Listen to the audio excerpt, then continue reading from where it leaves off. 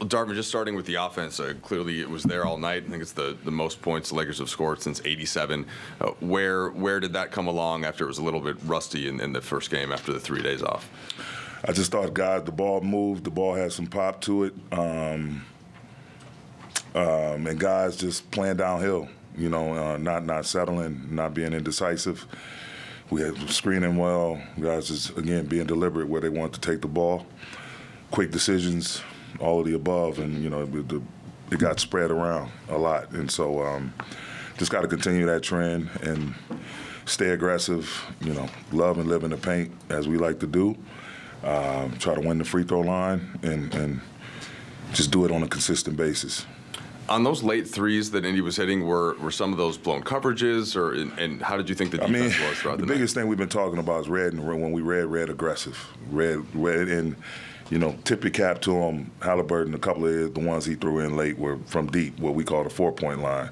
And so, but you got to know, time to score, situation, and honor the call. A couple of them, we yell red, and there wasn't a screen, and one of our mantras is no screen, no scheme.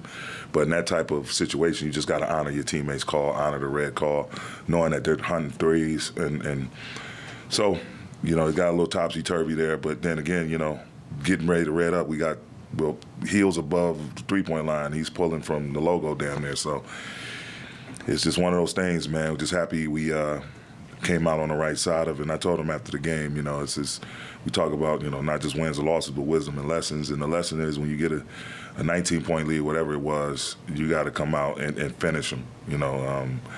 You can't allow them any type of breathing room. You put a chokehold on the game, you got to finish them. But, the wisdom is that we were able to gut it out. We continue to swing back and came out on the right side of this one. Spencer got the start, and you guys hadn't won any of the games prior to tonight when Russell had not been able to play. What does it say about what he did tonight? How does it speak to how he's accepted another role, right? Because obviously tonight got the ball in his hands, got more shots, was needed for that offensive burst with missing D'Angelo's points, but obviously that's not usually what you guys are asking him to do. I mean, that's the type of player he is. He's multifaceted. He's willing to accept and embrace whatever role is put in front of him. We've asked him to defend some high-level perimeter guys, to play make as well, and to be aggressive when he sees opportunities to be aggressive. Tonight he did all three, and that's just who he's been in his career. He's able to step in when called upon, and everyone from the days we had off in the film session, the dialogue we had amongst ourselves as a team, everyone just has been encouraging them to be aggressive, be aggressive, be aggressive. Don't worry about this, am I doing this wrong? Did I shoot this one too soon? Don't worry about any of that. Just stay aggressive. And tonight he came out with that mindset, and it worked out, and we needed every bit of it. And just now that you kind of finish out this home-heavy stretch that you had, how do you feel about your group as you head into this final stretch with 8 out of 11 on the road? Extremely confident.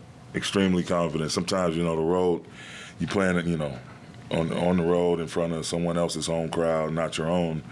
But a lot of times, that time you get to spend, whether it's going from the plane to the bus to the hotel to the bus to the game, shoot around, everything in between, you become more locked in with one another, more cohesive, not having, the daily grind of, I don't want to call it a grind, but the daily regimen of at the facility, then back dealing with, family and all of that. All of that's super duper important, don't get me wrong, but when you get out on the road, guys get a chance to lock in with each other, have more dialogue, spend more time, and I think we're in a great space going on this upcoming trip. Darvin, you mentioned pregame your guys' ability to play different styles, be it slower or faster. Do you feel like this weekend was kind of an encapsulation of that, where you have the game Friday, it's kind of a slugfest, more of a defensive-minded game. Tonight, you guys are scoring 150 season high. Like, does that kind of show that you guys can win playing different styles? Exactly. Yeah, exactly. That's exactly it. You got to have that diversity. You got to have that balance. And there was time segments in this game where we had to slow it down, times we sped it up.